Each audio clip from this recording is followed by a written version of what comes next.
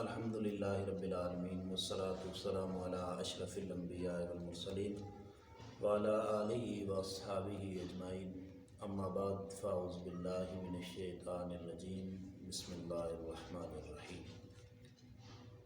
قال النبی صلی اللہ تعالی علیہ وآلہ وسلم الصلاة معراج المؤمنین، صدق اللہ العظیم۔ نبی پاک صلی اللہ تعالی علیہ وسلم کے اس فرمان ذیشان کے مطابق کہ نماز مومنین کی معراج ہے۔ مومن کی معراج نماز کے اندر اس لیے ہے کہ نماز کے اندر مومن اللہ تعالیٰ سے ہم کلام ہوتا ہے۔ اگر صحیح معنوں میں نماز کا ترجمہ اور مفہوم سمجھ میں آئے تو بندے کو پتہ چلتا ہے کہ ہم نماز میں اللہ تعالیٰ سے گفتگو کر رہے ہیں۔ اس لیے اس بات کو سمجھنے کے لیے ہم نے پچھلے دروس قرآن سے نماز شریف کا ترجمہ شروع کیا ہے، تاکہ ہمیں دوران نماز یہ بات سمجھ میں رہے کہ ہم اللہ کی بارگاہ میں کھڑے ہیں اور اللہ تعالیٰ سے ہماری گفتگو ہو رہی ہے۔ سبحانک اللہم سے لے کر سورہ فاتحہ کی اختتام تک ہم نماز کا ترجمہ پڑھ چکے ہیں۔ آج سے اس سے آگے بڑھیں گے۔ سورہ فاتحہ کے بعد حکم شرعی یہ ہے کہ فرضوں کی پہلی 2 رکعتوں میں اور نوافل کی تمام اور سنتوں کی تمام رکعتوں میں سورہ فاتحہ کے بعد کسی صورت کا ملانا واجب ہے۔ اگر جان بوجھ کر بندہ ترک کرتا ہے، سورہ فاتحہ کے بعد کوئی اور صورت نہیں پڑھتا فرضوں کی پہلی 2 رکعتوں میں اور سنتوں اور نوافل کی تمام رکعتوں میں، اگر سورہ فاتحہ کے بعد کوئی صورت نہیں ملاتا جان بوجھ کر تو اس کی نماز نہیں ہوتی۔ ہاں، اگر بھول کر اس کی صورت رہ گئی، سورہ فاتحہ کے بعد وہ فوراً رکوع کو چلا گیا، تو بھولنے کی صورت کے اندر اس پر سجدہ سہو واجب ہوتا ہے۔ اب سورہ فاتحہ کے بعد کوئی بھی صورت پڑھ کر رکوع کو جا سکتے ہیں، لیکن عموماً سورہ اخلاص ہی بچوں کو یاد کرائی جاتی ہے اور ہر شخص کو یاد ہے۔ اس لیے ہم نماز کے دوران سورہ اخلاص کا ہی ترجمہ کریں گے۔ وَلَضَّالِّینَ تک جب بندہ پہنچتا ہے اور اللہ تعالیٰ سے کبھی گفتگو کرتا ہے، اللہ ہم تیری عبادت کرتے ہیں اور تجھ ہی سے مدد چاہتے ہیں، اے اللہ ہمیں ان لوگوں کے راستے پہ چلا جن لوگوں پر تیرا انعام ہوا۔ پھر کون کون انعام یافتہ ہیں وہ بھی میں نے عرض کیا، اور پھر غیر المغضوب علیہم ولا الضالین، ان لوگوں کے راستے پہ ہمیں نہ چلا کہ جن پر تیرا غضب ہوا۔ تو یہاں تک بندہ پہنچتا ہے تو پھر آگے سورہ میں کوئی بھی صورت ملائی جاتی ہے۔ قل هو اللہ احد، سورہ اخلاص ملائی جائے تو اس کے پہلے جملے ہیں قل، اے محبوب اپنی مقدس زبان سے ارشاد فرمائیے، هو اللہ احد، اللہ تعالیٰ ایک ہے، اللہ الصمد، اللہ تعالیٰ بے نیاز ہے، لم یلد ولم یولد، نہ وہ کسی کی اولاد ہے اور نہ ہی اس کی کوئی اولاد ہے۔ لم یلد، اس کی کوئی اولاد نہیں، ولم یولد، اور نہ ہی وہ کسی کی اولاد ہے، ولم یکن لہ کفوا احد، اور نہ اس کا کوئی ہمسر اور برابر ہے۔ اس سورہ مقدسہ کو سورہ اخلاص بھی کہتے ہیں، اور اس کا دوسرا نام سورہ توحید بھی ہے، اور اس کا تیسرا نام سورۃ التفرید بھی ہے۔ اس کو سورہ توحید اس وجہ سے کہتے ہیں کہ اس کے اندر اللہ تعالیٰ نے خالصتاً اپنی توحید کو ہی بیان کیا ہے، تو اس لیے اس کو سورہ توحید بھی کہتے ہیں۔ اس کے پہلے جملے ہیں قل، اے حبیب فرمائیے، هو اللہ احد، اللہ تعالیٰ ایک ہے۔ یہ سورہ مقدسہ ان صورتوں میں سے ہے کہ جن صورتوں کے اندر اللہ تعالیٰ نے اپنی توحید کو ہی خالصتاً بیان کیا۔ میرے علم کے مطابق قرآن پاک کی 2 صورتیں ایسی ہیں کہ جن کے اندر اللہ تعالیٰ نے خالصتاً 2 ہی ذاتوں کا تذکرہ کیا ہے۔ ان میں سے ایک سورہ کوثر اور دوسری صورت کا نام ہے سورۃ الاخلاص۔ سورہ کوثر کے اندر اللہ تعالیٰ نے محبوب علیہ السلام کی عزت کا تحفظ کیا ہے۔ جب کافر لوگ حضور کو ابتر کہہ رہے تھے تو اللہ تعالیٰ نے سورہ کوثر میں ارشاد فرمایا انا اعطیناک الکوثر فصل لربک وانحر ان شانئک ھو الابتر۔ اے پیارے حبیب، بے شک ہم نے آپ کو کوثر عطا کیا۔ تو پھر اسی میں جو لوگ حضور کو ابتر کہہ رہے تھے تو حضور نے اللہ تعالیٰ نے دفاع کرتے ہوئے ان کو ابتر فرمایا۔ پیارے حبیب، تم ابتر نہیں، در حقیقت جو آپ کو ابتر کہہ رہے ہیں یہی ابتر ہے۔ اور دوسری صورت ہے سورہ اخلاص۔ اس کے اندر خالصتاً اللہ تعالیٰ نے اپنی توحید کا تذکرہ کیا ہے۔ لم یلد ولم یولد ولم یکن لہ کفوا احد۔ کل لفظ کل سے لے کر کفوا احد تک فقط اللہ کی توحید کا ہی تذکرہ ہے۔ لیکن یہاں پر سوچنے کی بات یہ ہے کہ جب اللہ تعالیٰ نے سورہ کوثر کے اندر صرف حضور کی شان اور عظمت کو بیان کیا تو اللہ تعالیٰ نے اپنی شایان شان خود ارشاد فرمایا انا اعطیناک الکوثر فصل لربک وانحر ان شانئک ھو الابتر۔ لیکن اپنی توحید کی باری آئی تو اللہ فرماتا ہے قل ھو اللہ احد اللہ الصمد لم یلد ولم یولد ولم یکن لہ کفوا احد۔ اے پیارے حبیب، تم فرماؤ۔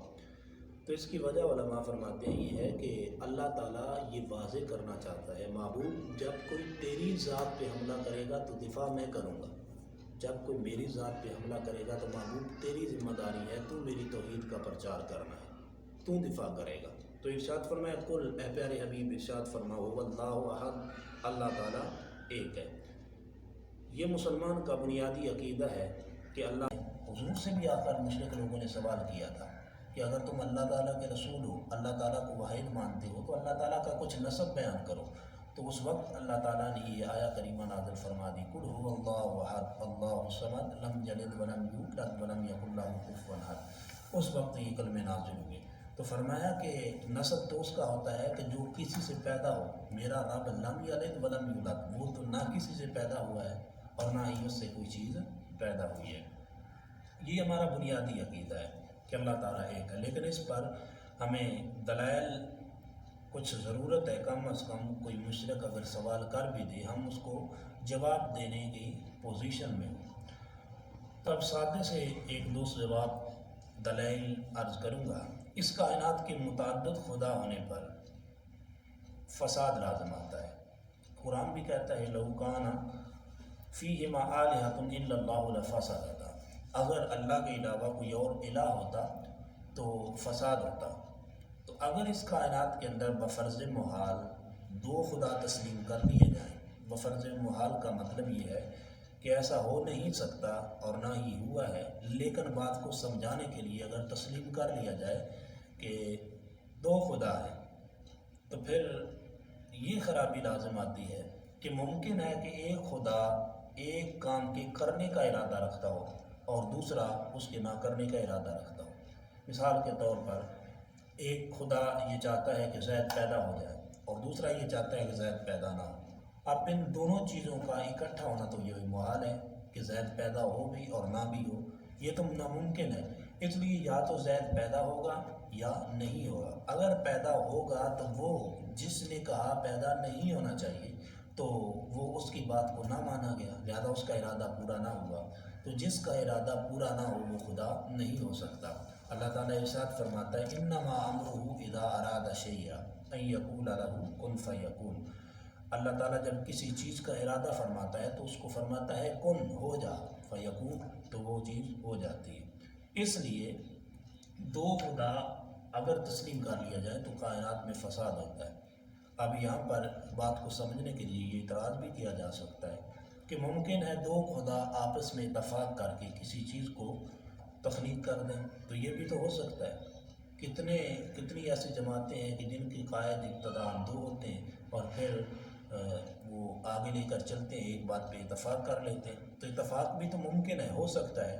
تو اس کا جواب یہ ہے کہ اختلاف اس وقت بھی ہو سکتا ہے، اتفاق اتفاق جب ہو تو کتنی ایسی جماعتیں، شروع میں ان لوگوں کا اتفاق تھا لیکن اینڈ پہ جانے تک ان کے درمیان اختلاف ہو گیا، لہذا وہ جماعتیں علیحدہ ہو گئی، ایک کہتا ہے ایسا کرنا اور دوسرا کہتا ہے ایسا کرنا، لہذا اختلاف ممکن ہے۔ تو جب اختلاف ہوگا تو پھر ایک کی بات کو مانا جائے گا، دوسری کی بات پوری نہیں ہوگی، تو جس کی بات پوری نہیں ہوگی اس کو خدا نہیں کہا جا سکتا۔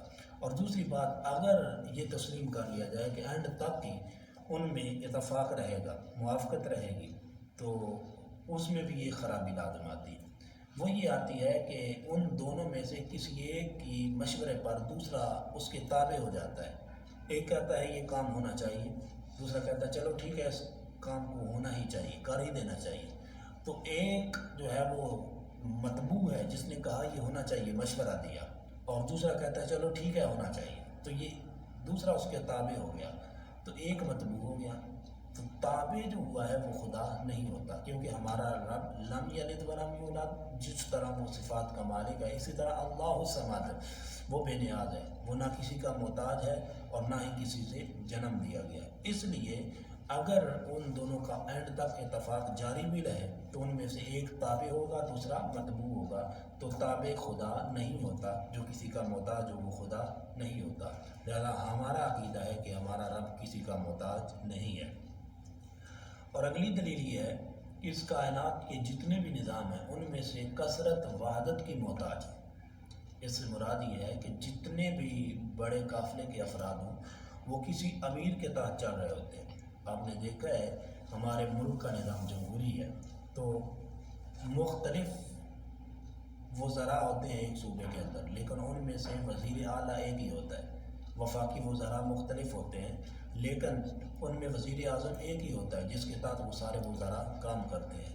اور اگر صدارتی نظام ملک کے اندر ہے تو پھر اس میں دو ملک کے اندر دو ہی صدر ہوتے ہیں، ایک ملک کے اندر دو صدر نہیں ہو سکتے، اس لیے کہ ایک ملک کے اندر اگر دو صدر ہوں گے تو پھر فساد واقع ہوگا۔ جس طرح ایک ملک کے اندر دو صدر نہیں ہو سکتے تو پھر ایک کائنات کے اندر دو خدا کیسے ہو سکتے ہیں۔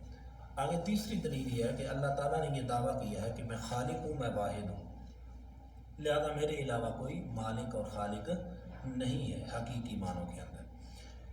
اس کے ثبوت کی ضرورت پڑی تو اللہ تعالیٰ نے نبیوں کو بھیجا، رسولوں کو بھیجا، کائنات کے اندر مبعوث فرمایا، کتابیں نازل کی، تو انہوں نے دلائل دی، تو اللہ تعالیٰ کو واحد مانا گیا، اللہ تعالیٰ کو خالق مانا گیا۔ اب اگر اس کے مقابلے کے اندر کوئی ایسا خدا تھا جو خالق تھا یا جو کائنات کا حقیقی مالک تھا تو اس پہ لازم تھا کہ جب ہمارا خدا کتابیں نازل کر رہا ہے، نبی رسول بھیج رہا ہے، تو پھر وہ بھی کوئی نبی اور رسول بھیجتا جو اس کی الوہیت کو ثابت کرتا اور یہ ثابت کرتا کہ اللہ تعالیٰ واحد نہیں ہے بلکہ میں بھی رب ہوں معاذ اللہ، تو وہ کوئی ثابت کرتا، لہذا نہ ہی اس نے کتابیں نازل کی اور نہ ہی کوئی نبی اور رسول مبعوث کیا، تو لہذا معلوم ہوا کہ اللہ تعالیٰ کا وحدہ لا شریک ہونا یہ ہمارا عقیدہ برحق ہے اور اللہ تعالیٰ کا یہ دعویٰ سچا ہے۔ تو جب اللہ تعالیٰ ایک واحد ہے اور ہمارا عقیدہ ہے، ہمارے پاس لاکھوں دلائل ہیں کہ اللہ تعالیٰ ایک ہے، تو پھر وہ لوگ کہ جو خدا متعدد خداؤں کے ہونے کا قول کرتے ہیں تو ان کا قول یہ باطل ہے۔